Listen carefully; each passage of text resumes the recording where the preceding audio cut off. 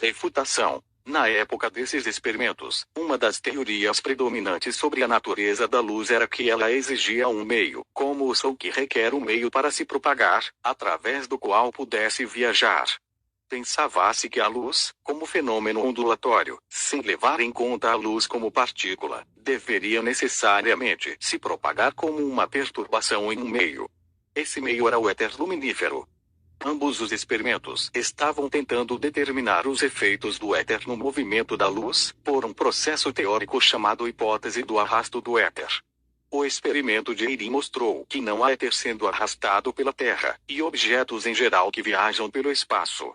Estabelecido isso, a questão é: qual é o estado de movimento da Terra em relação ao éter luminífero? Isso é importante porque as medições da velocidade da luz dependem desse movimento. De modo que tanto o experimento de Airy quanto o de Michelson-Morley, e o de Fizeau, e certamente muitos outros, tratam do movimento em relação ao éter, e apenas do movimento em relação ao éter. O movimento é um conceito relativo, não se pode dizer que um corpo se move sem esclarecer a respeito de que. Agora, pode-se dizer que o movimento em relação ao éter representa um movimento absoluto, pode ser, mas finalmente se refere ao éter. Sem levar em conta a luz como partícula, deveria necessariamente se propagar como uma perturbação em um meio. Esse meio era o éter luminífero. Ambos os experimentos estavam tentando determinar os efeitos do éter no movimento da luz, por um processo teórico chamado hipótese do arrasto do éter. O experimento de Airy mostrou que não há éter sendo arrastado pela Terra, e objetos em geral que viajam pelo espaço.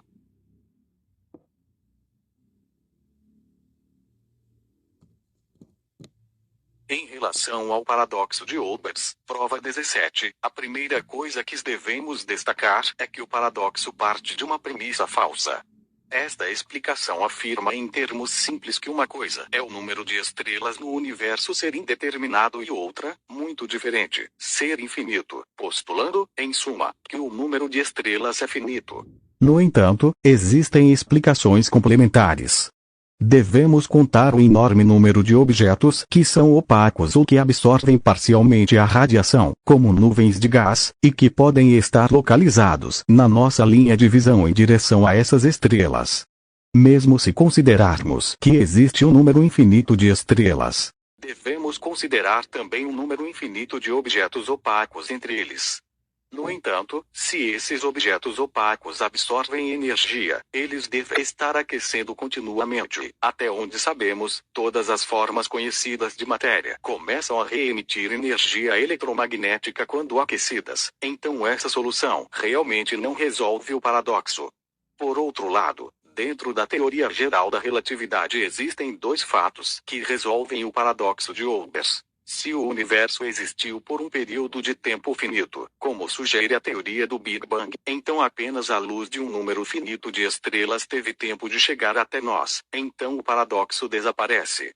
Além disso, como a luz tem uma velocidade finita e o universo tem cerca de 13,8 bilhões de anos, vemos apenas estrelas localizadas a menos de 13,8 bilhões de anos-luz de distância, o que constitui uma região finita do universo.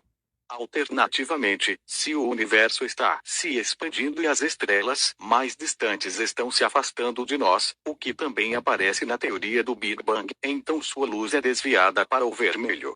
Este desvio para o vermelho diminui a intensidade da luz, resolvendo novamente o paradoxo, uma vez que esse desvio implica, segundo a fórmula de Planck, uma redução da energia com que a luz viaja e, portanto, uma atenuação da intensidade abaixo do esperado pela lei do inverso do quadrado num universo estático.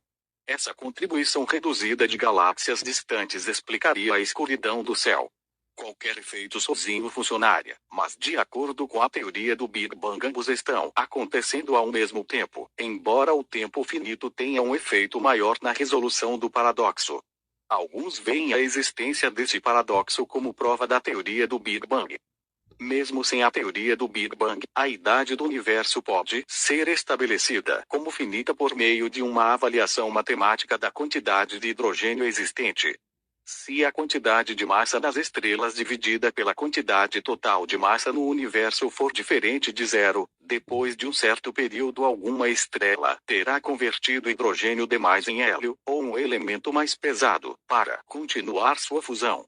A partir disso, segue-se que a quantidade de hidrogênio convertido em hélio por unidade de tempo em qualquer estrela, dividida pela massa da estrela, é diferente de zero.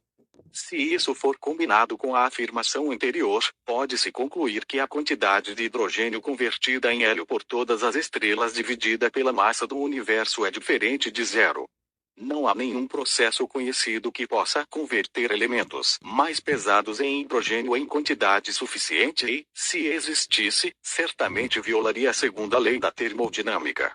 Portanto, o tempo necessário para que as estrelas convertam todo o hidrogênio do universo em hélio é finito e não voltará ao estado inicial.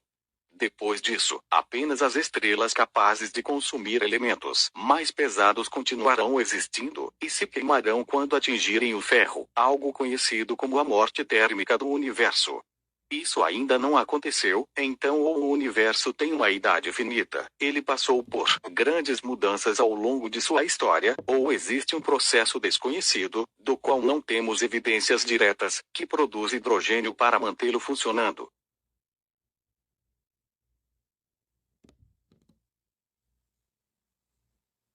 Agora, no experimento de Michelson-Morley, a velocidade da luz medida nas duas direções ortogonais do interferômetro era a mesma. Isso seria interpretado como a Terra estando em repouso em relação ao éter, ou seja, que em seu movimento o planeta arrasta o éter consigo. Mas esse resultado é inconsistente com o fenômeno da aberração, que exige inclinar um pouco o telescópio para observar a luz vinda de uma estrela acima da vertical, pois se a Terra não se movesse em relação ao éter, essa inclinação não seria necessária. O primeiro passo para superar essa incoerência foi dado por Lorentz, que pensou em um éter estântico que permeia tudo, mas que é tal que os comprimentos se contraem e os tempos se dilatam conforme o movimento em relação a ele. Parece estranho, mas essa ideia permitiu que ele fizesse cálculos que explicassem todos os fenômenos simultaneamente. A solução final foi dada por Einstein, que percebeu que não é necessário algum éter como meio para a propagação da luz. O experimento de Michelson-Guiot-Pearson, 1925, é uma versão modificada do experimento de Michelson-Morley e do dispositivo de Sagnac.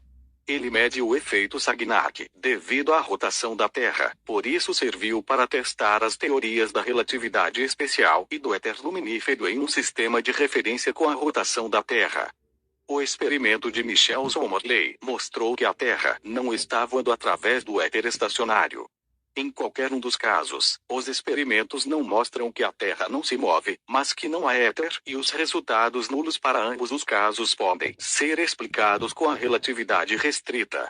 Na verdade, existe até uma quantidade mensurável de aberração na localização das estrelas que varia em mais ou menos 20 segundos de arco ao longo de um ano, dependendo de onde a Terra está em sua órbita, dando-nos evidências de que a Terra está, de fato, em movimento.